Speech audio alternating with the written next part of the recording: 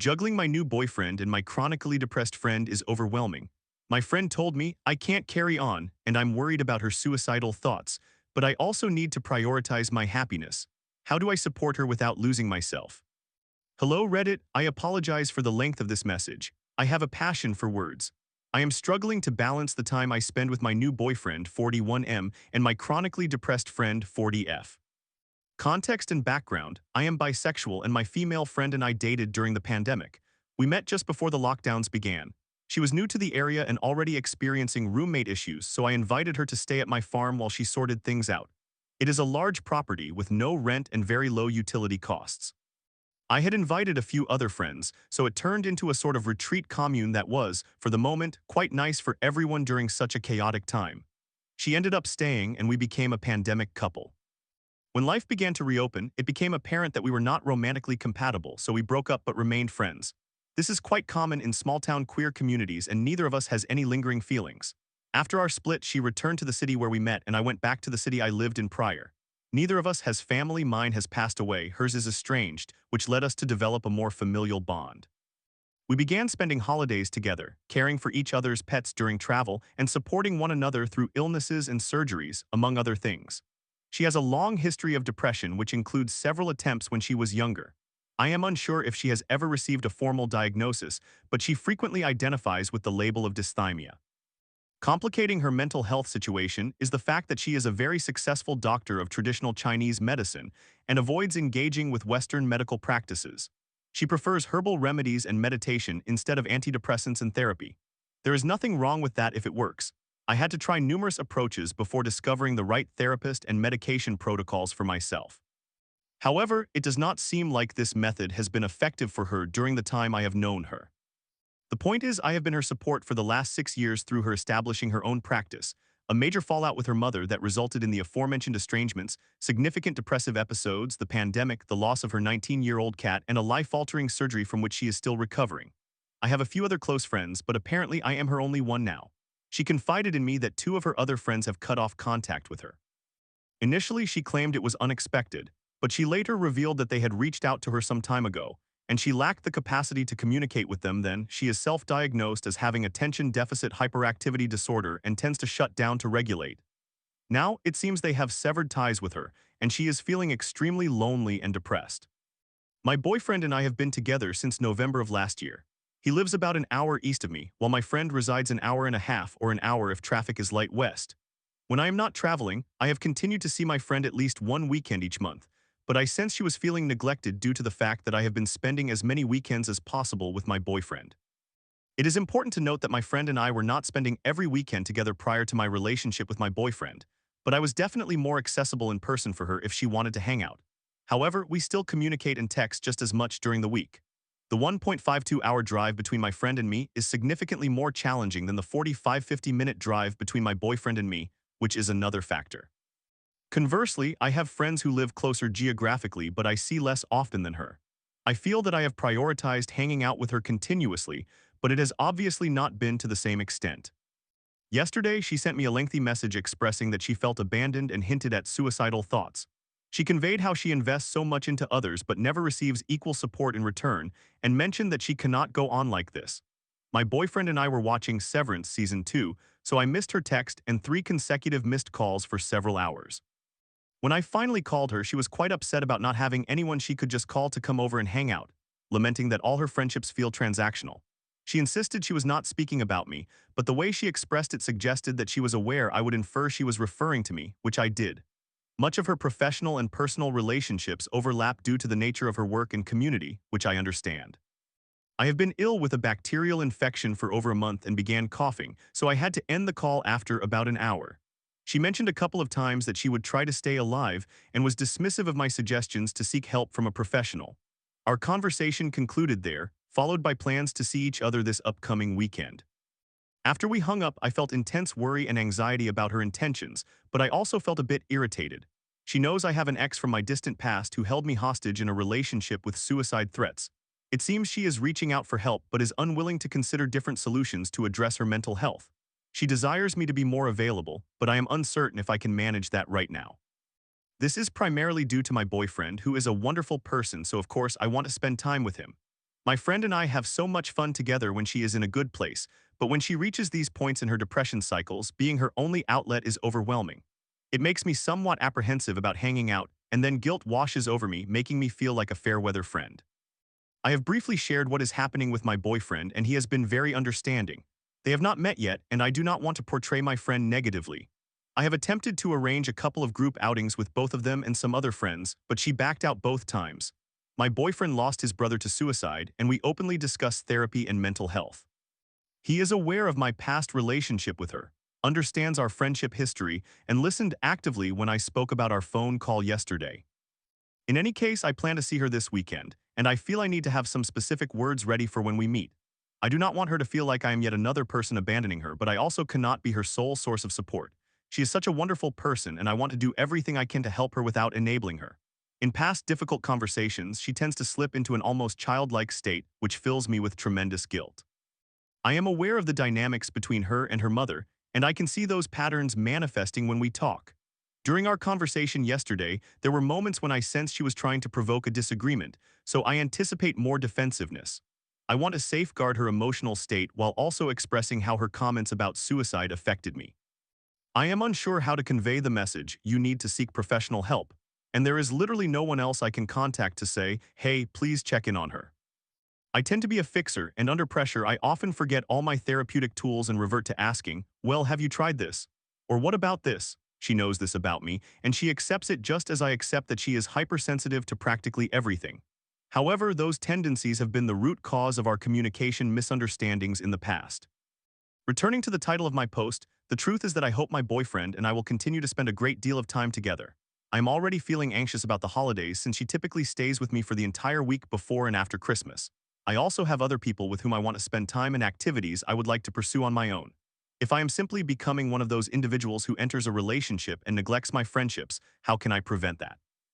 I welcome any advice on how to navigate this situation, and I am open to any and all suggestions about what to say to her this weekend.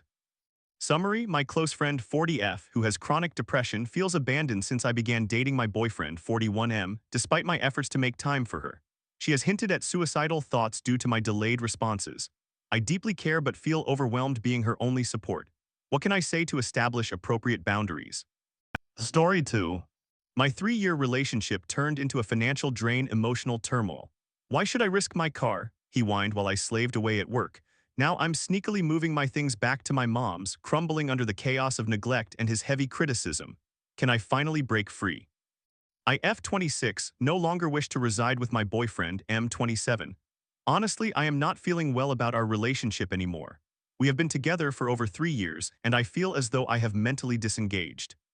The love and passion that once characterized our relationship no longer exist.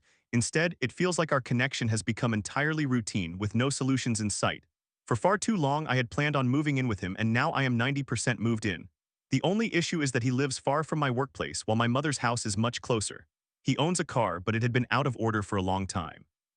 There is too much context to explain, as I previously addressed it on my profile, and I do not feel like typing much more right now. The car is now fixed, but he does not want to use it much because he does not want to wear it out or risk damaging it through normal use. We had a significant argument because we took a somewhat rough road, and he complained incessantly throughout the drive.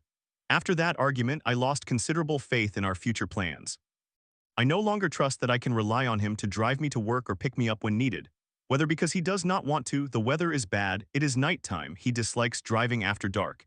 Even if it is just 8 p.m., or he claims that gas is far too expensive, we have some of the cheapest gas in the world, or for other reasons. Additionally, his place no longer feels like a refuge for me. It is all about doing chores, and he complains if I take a moment to rest. On Friday afternoon, I arrived at his place, feeling so exhausted that I fell asleep on his bed. While I was semi-awake, I could hear him mumbling about how he had to help his aunt with house chores and drive while I had the audacity to fall asleep. I would have snapped at him over this if I had not been so tired that I could not even open my eyes. This is not an isolated incident. He has complained similarly in the past. To keep in mind, he does not have a job and is effectively exploited by his aunt, who has him cleaning her house for little to no pay. Yes, finding a job is challenging, but I do not believe he is making a genuine effort to seek employment, as all of his browsing history, which I checked, consists of either YouTube storytime content, adult material, Rule 34, or Pokémon fan game websites. I have a full-time job and do not own a car. I carry a backpack with everything I need for work every day, and it is taking a toll on my back. Yet, he has the audacity to complain about being too tired to drive to pick me up. I set up a home office at his place, but it served no purpose because I cannot be creative or productive there due to the lack of a reliable internet connection, the unending chores, or the fact that I cannot take a daytime nap without him later complaining about it, while he takes multiple naps and plays Pokémon all day. Moreover, he is so set in his ways that the home improvements I suggest seem meaningless. I have configured a home office space for him, but he still prefers to use the computer at the dining table. He leaves objects scattered everywhere, and when something specific is needed, we find ourselves searching through the house to locate it. In contrast, I organize all my belongings in designated spots and always know where to find them. I bought him a new frying pan, but he refuses to use it, opting instead for an old, rusty frying pan that no longer even has a handle. I am the only one who uses the new pan. He also asked me to purchase a new broom, only for him to ask me not to use it because he does not want to wear it out, leaving it unused while we continue to make do with an old, battered broom. I also arranged a gaming space to be accessible and comfortable, only for him to continue playing from his bed in a position that is detrimental to his back.